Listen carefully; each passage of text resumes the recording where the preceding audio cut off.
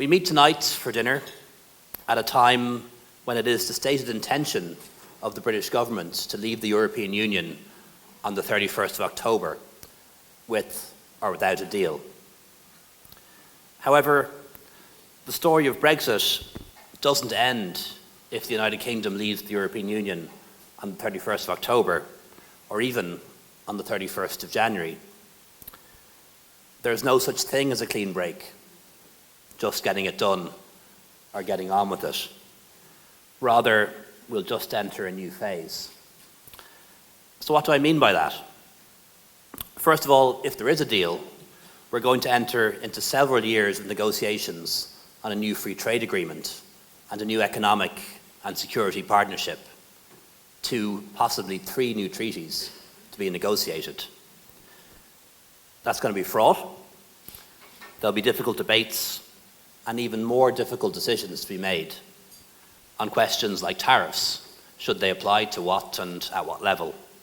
Customs, quotas, product standards, state aid rules, minimum standards for the environment, health and safety and workers, visa regimes, and of course not forgetting issues like fishing rights and aviation landing rights between the UK and the EU, including Ireland. And I think that next phase might make the negotiations on the withdrawal agreement seem simple. And if there is no deal, and I believe there is a possibility that we may need to live with no deal for a period, then at a certain point, we're going to have to start negotiations again. And the first and only items on the agenda for those negotiations will be citizens' rights, the financial settlement with the European Union, and a solution to the Irish border. All the issues that we spent the last 2 years talking about. So this story of Brexit is only really on its first couple of chapters.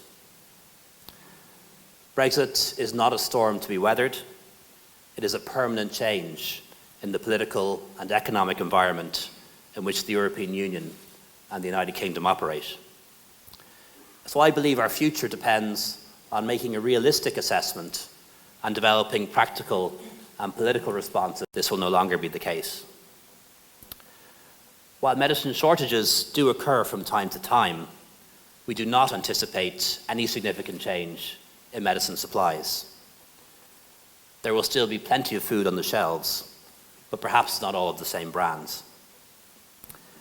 When you fly into Ireland from Britain, you will no longer pass through the blue channel as you leave the airport.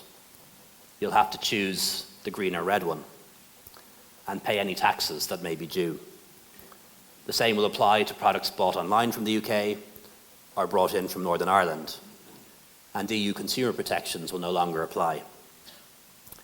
Flights, trains and buses will continue to operate normally for a period, but an agreement will be needed for this to continue. EU vessels will no longer be allowed to fish in UK waters and vice versa, though the Commission has proposed a short extension to the status quo if the UK agrees to that too.